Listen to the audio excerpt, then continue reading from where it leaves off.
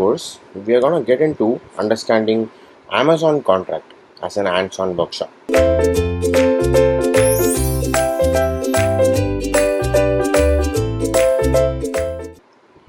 This will be another hands-on where we'll be looking at all the concepts that we have learned and implementing that as a contract itself.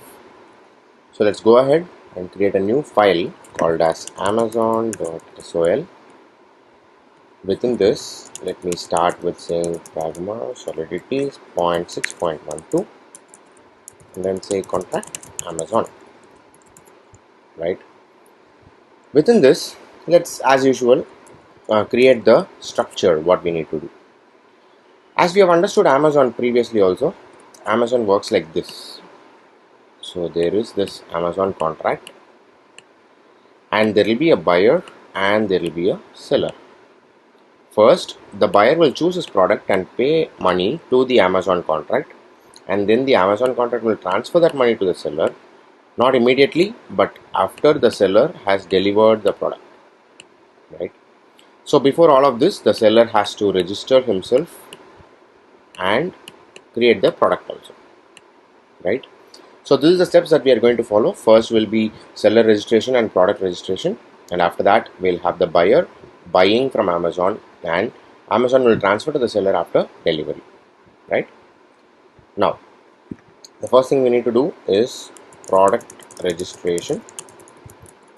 Second thing we need to do is buyer buys the product, then buyer confirms delivery, so money will be transferred to the seller, right? So these are the things we need to do. Let's get into it. So for project registration, what I am planning to do here is to have one struct for our product and have multiple products. So in this particular demo, we'll take one seller or multiple sellers, that we can decide, that's not an issue, multiple products and multiple buyers, right? So that is how this is going to be structured. Let's get into product registration. So I'll write a function called as register product, right? And within register project, it should be a public function, of course, and here I need to enter product details including who is the seller for that, right? So to create a product, the product will contain title, description, the price of the product, seller of the product, etc. These are different variable types. So for different variable types, we have seen that we can use a struct to create this. So I'll create a struct product. Within this, it will be a string title, string description. We'll call address. This will be a payable for address because the seller has to receive money from the contract, right?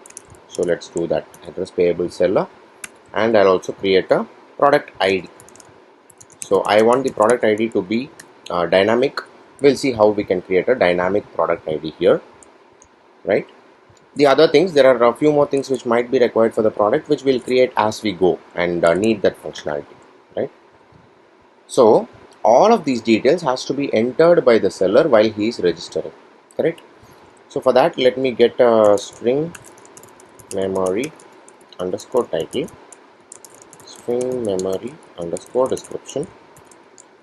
Seller I'll take directly from the message.sender, and product ID will be taken directly from the concept that we are going to look at, automatic product ID, right? Also, yes, we might need the price of it, so I'll say uint underscore price. So here also I'll add a uint called as price of the product, right? So this will be in ether, right? So that when we check for the product and things like that, we will check with ether, or we can also make it in will, convert directly and then store that number, right? That will be a better thing to do because we don't need to always convert ether into way when it comes in, right? Perfect. So since we have got the title, description and price, let me go create a temporary product. So product memory, I'll create a temp product, right? Now this temp product dot title will be underscore title. Temp product dot description will be underscore description. Temp product dot price is gonna be underscore price, but this price will be giving 1 or 2 to represent 1 ether, 2 ether, etc. So since I am going to store it as way, I want to multiply this by 10 to the power of 18, right?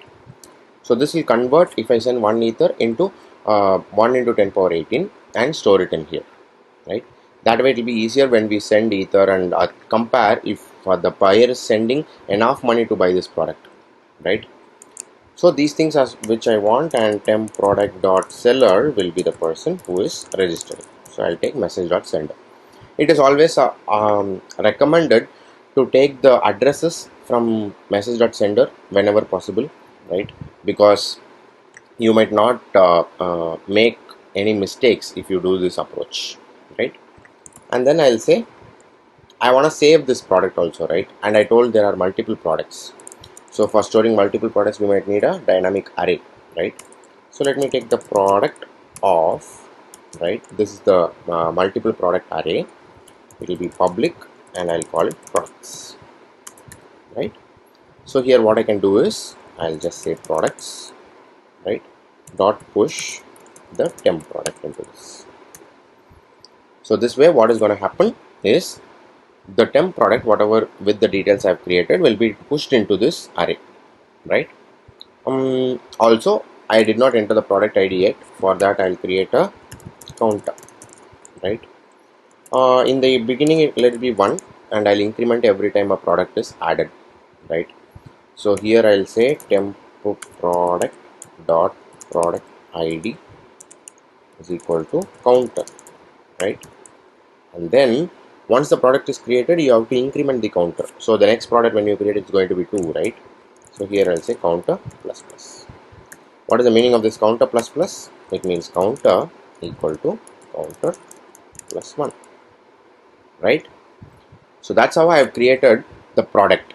It has the seller, it has the price, it has the product ID, title, description, etc. Right? So this will be register product. We'll come back to this whenever we require some changes. Then we want the buyer to buy the product, right? So here I'll call it function. Let's say buy, right? Public function, of course. And now if you consider, we first need to know which product the buyer wants to buy. So he will enter the product ID and then click on buy, right? So here we can say uint underscore product ID, correct? Also, he will be sending some money to buy the product, and hence it will be a payable product, right? Wonderful.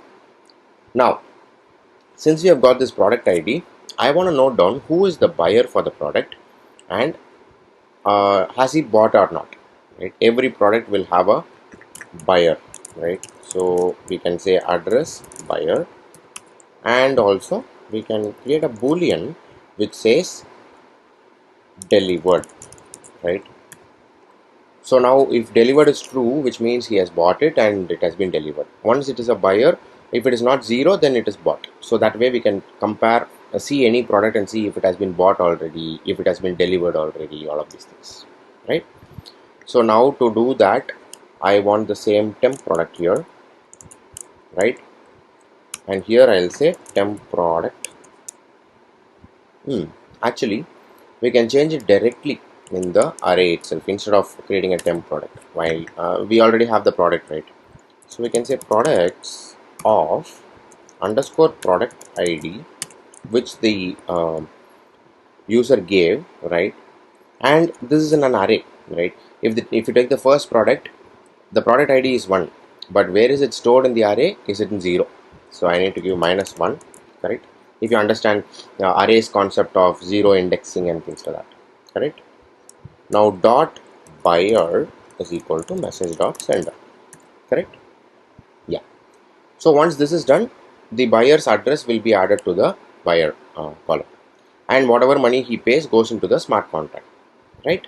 So that is how we can say the buyer has bought this product, right? Great. Now once he has bought this product, seller will be intimated about this buying of the buyer, and then he will also create a function to confirm delivery, right? Delivery, right? Again it will be public, and we also need the product ID here, right? Which product has been delivered has to be given. Yeah, so now we'll say products of underscore product ID minus 1, same concept as we saw above, dot delivered, right, will be changed to true. Okay, and then I have to transfer money, right? Transfer money, which is the price of this product, to the seller. So how do I access who is the recipient? I can say the same thing again, products dot seller, right? Once you give the recipient, it is dot transfer, which is going to transfer the money, right? How much am I going to transfer is the price of the product. So to access price of the product, I can go take the same case and say dot price.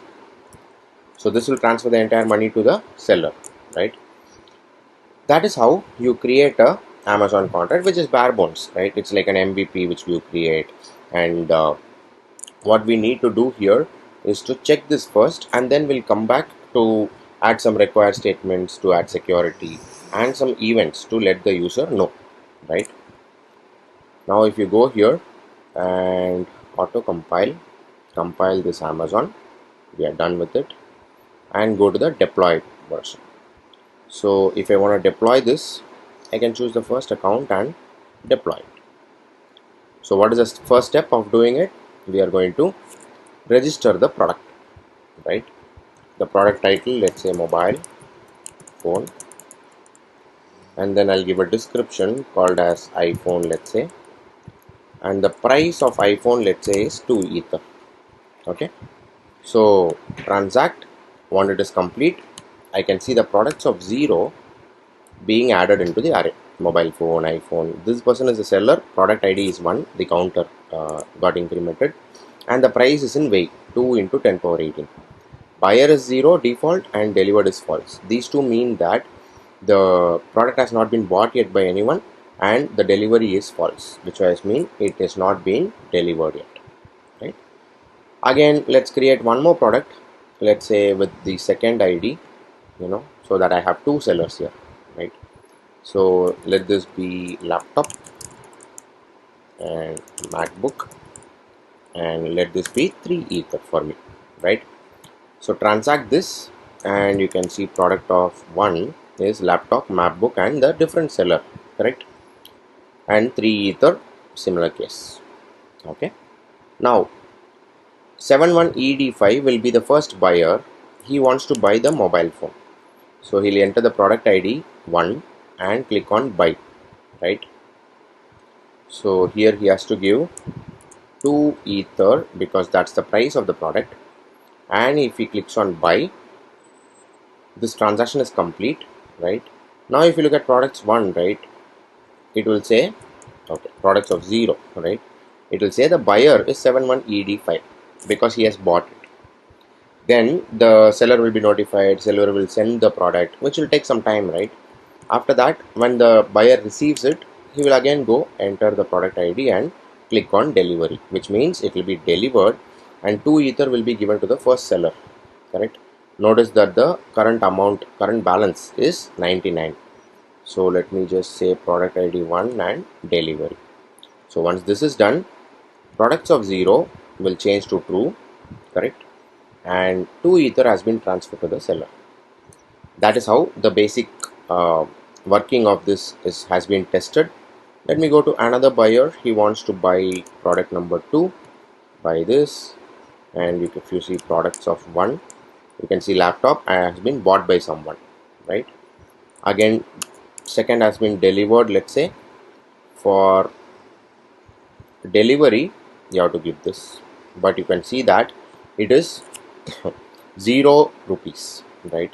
So here while buying, I did not give anything, I just gave 0 ether, but still he was able to buy it.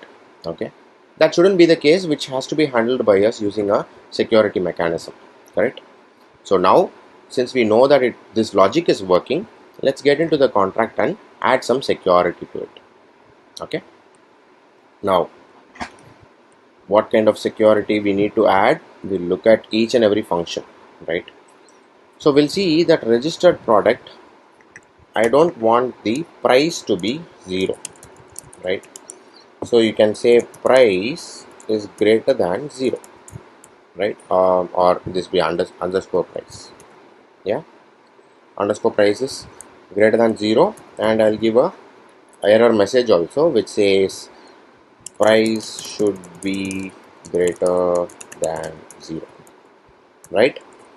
That is something which I created, that's fine. And what else do we need to add here? Title, description, price, message.sender, counter, and temp product. So other things are fine, not an issue. Then when it comes to buying, I want the buyer should pay exact price to buy, correct? That is one thing. Also, as a security measure, I want to say that seller cannot buy his own product. Okay, that's also important. So to do this, I need a require statement, of course, to say this logic, right?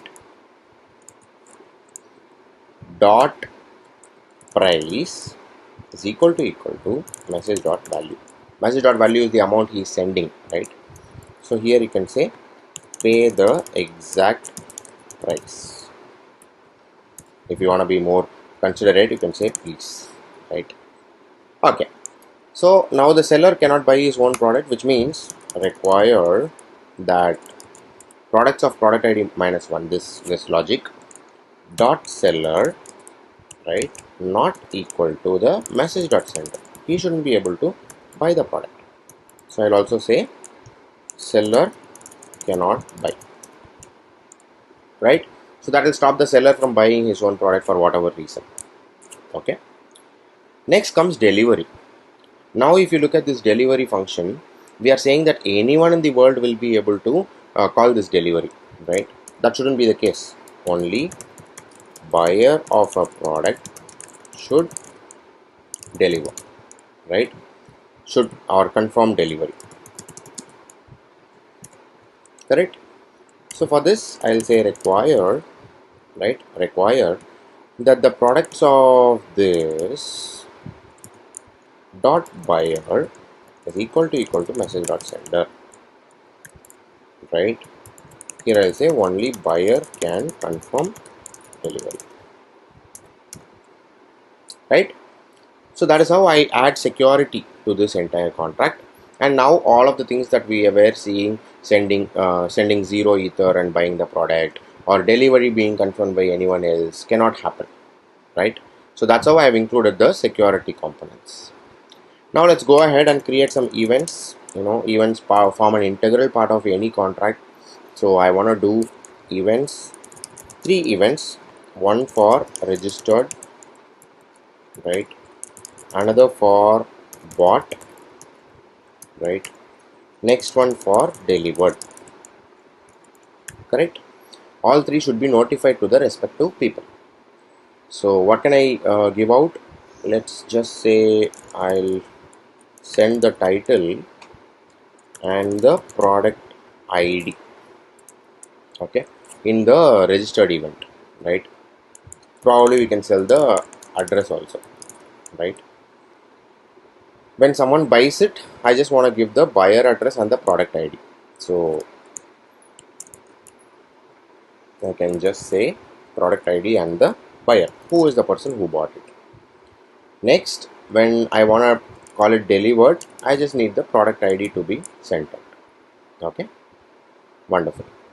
When this is registered happen, in after the all the things are completed in the register product function.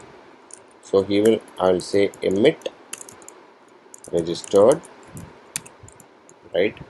The first thing is the title, where I can take it from underscore title from the parameter itself, or you can take temp product, or you can take products the array, anywhere, that doesn't matter, right?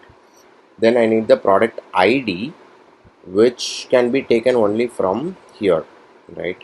So let me say temp product dot product ID, okay, comma the seller also, right? The seller will be message dot sender.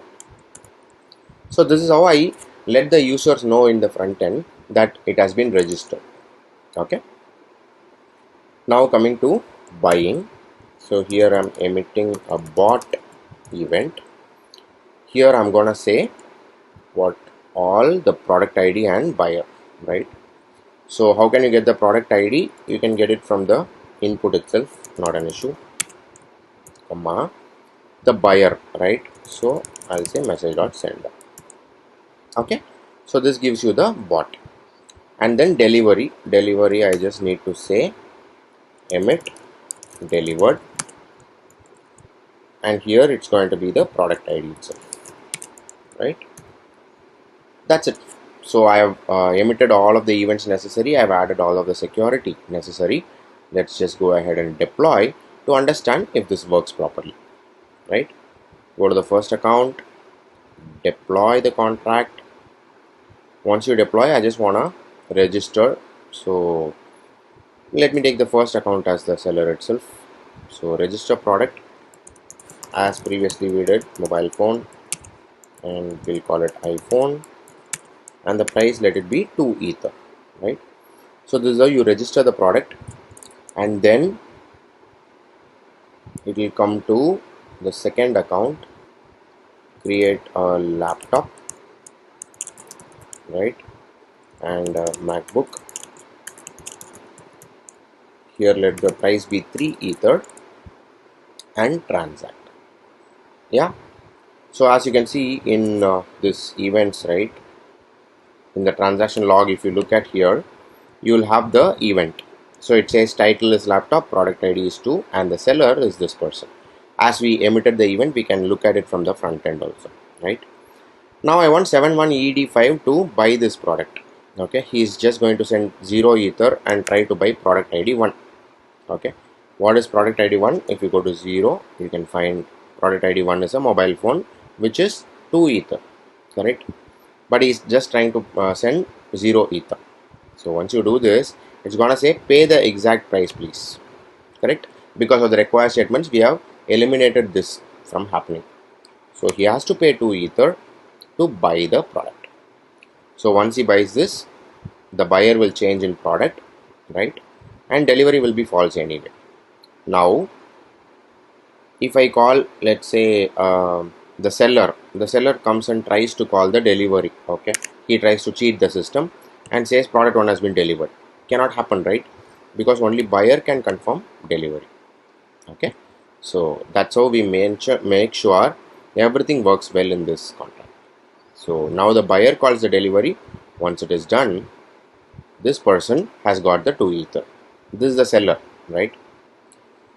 And here also you can see that when you call buy, there is a event that is emitted and it says product ID is 1, buyer is this person, correct?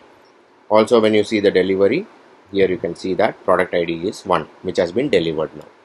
Okay, now let's go to 8033B, try to buy the second product also, right? So second product, this is 3 ether and I will buy. So once I buy this, I can confirm delivery and it is done, right? So you can see that the second ID has got 3 ether. Yeah. Now let's look at products of 0. Delivery is true, buyer is this person, seller is this person, all of it is done. If I look at product ID 1, you can see that it's a MacBook, seller, buyer and delivered, right? So this is the bare bones Amazon product, and if you want to go deeper into this to understand how do you resolve conflicts, etc., the conflicts within Amazon will be resolved in a peer-to-peer fashion when it comes to a smart contract, right? You have multiple other users and you will select a few as validators, and the buyer can raise a dispute. They will all look at all the images and collect all the courier receipts and all of that to tell who is the person who has to replace or pay and things like that, right? So that kind of conflict resolution can be brought into Amazon in the smart contract using peer-to-peer mechanism itself.